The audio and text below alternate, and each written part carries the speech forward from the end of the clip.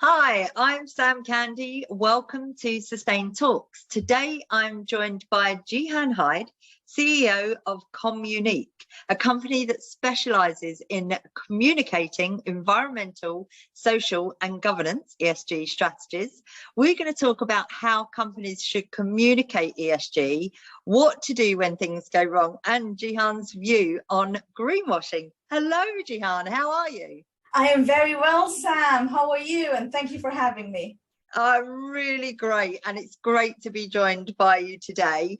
Tell us a little bit more about you and why you decided to launch CommUnique. So the reason I launched CommUnique, first of all, we're very young. We're a year old at the moment, and we are a team of 8. We're all from underdeveloped countries and underrepresented communities. But the two passions that we have in common is the fact that we love people on planet, and we are all very good communicators in our own ways.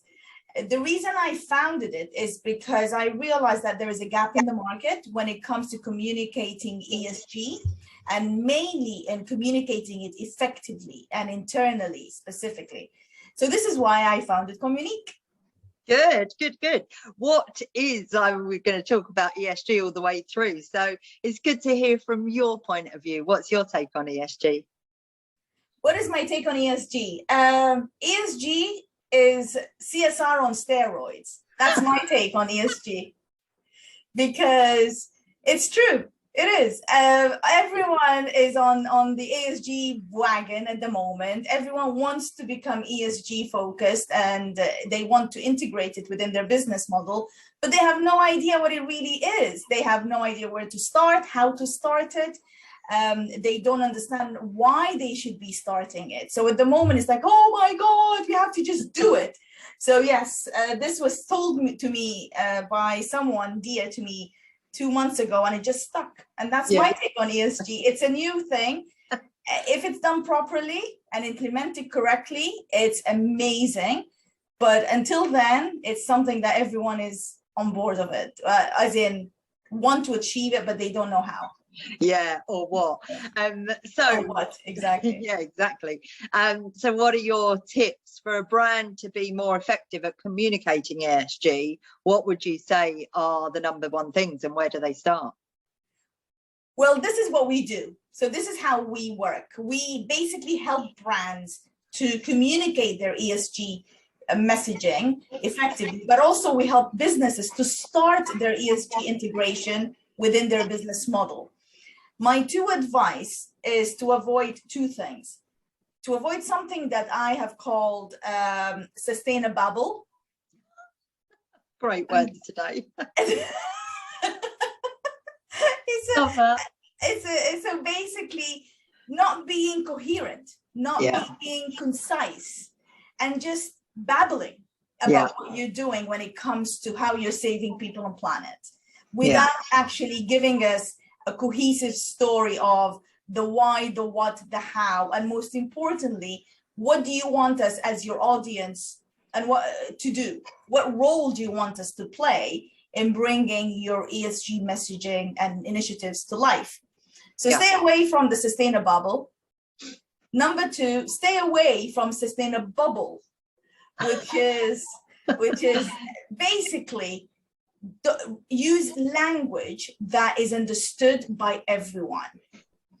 Don't use language that is only understood by the small ecosystem of the sustainable, passionate people. So if you're using language, use a language that John in the street will understand, rather than Gihan, the sustainability specialist, that would understand, because Gihan is not your target market. You've already won Gihan over, but John is the one that you want to bring on board. So stay away from Sustainababble and stay away from Sustainabubble. These are my 2 advices. I totally agree with you. I think simplifying it and the way that we educate people is so important, and just get it simple, get it out there. But do some communication channels work better for ESG than others? Yes, absolutely, without a doubt. one thing we need to be mindful of. ESG is a very, very technical subject. Yeah. It's not a subject that is easily deciphered. Mm-hmm. So the best channels for that subject is the channels that would entice emotions, that would entice engagement, and entice curiosity. Yeah. These channels are face-to-face. They are applications where an app will basically take me through what behaviors I need to adapt, what norms I need to change for me to become more people and planet focused.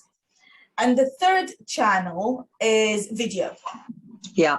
So to me, these are the three most effective channels when I always wanted a very important message when it comes to ESG to land. Yeah. Yeah, I totally agree with you there. What do you think the key points that companies should be focused on when they're communicating ESG to their customers and internally to their staff? Well, I think I covered a little bit of it in my first question, but yeah, if we really wanted to expand on it, the key things or the key directions that companies should be taking when communicating ESG is to make it a storytelling process. Yeah. And to make it a positive story. Stay away from shocking your audience with facts and figures that would only make them shocked at the moment, but then they will forget it later on. Because as human beings, we are wired to forget. We're also wired to always be able to protect ourselves from any danger, but we're not wired to remember the bad memories. Yeah, absolutely. It's true. And actually that leads into, you know, there's so much talk of greenwashing and, you know, how people sort of spout out this information, but actually when you delve a little bit deeper into it, that's when you spot that it's just not right. Are there some giveaways in can you spot a company that's been greenwashing? Are there some giveaways in the way that their messaging comes across? There is, yes, but unfortunately you won't be able to spot it if you are not passionate about people and planet.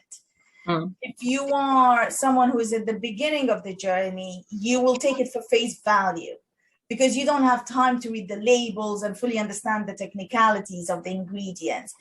But for example, the usage of 100% recyclable, that's a tricky one.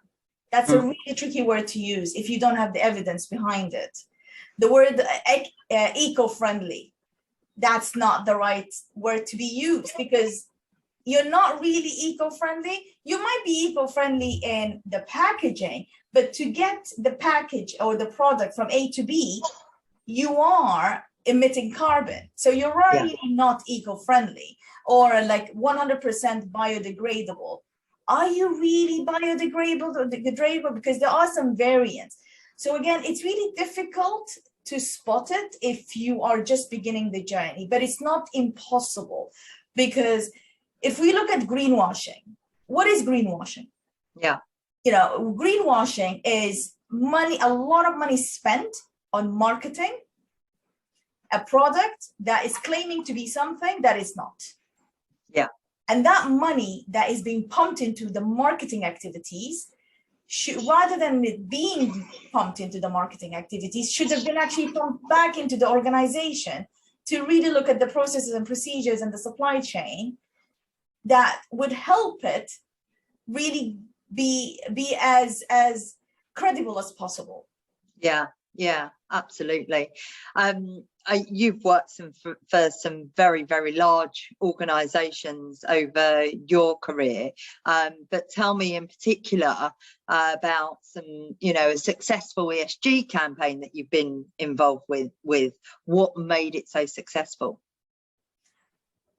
You're very right. I did work in 8 sectors to date, around 6 countries.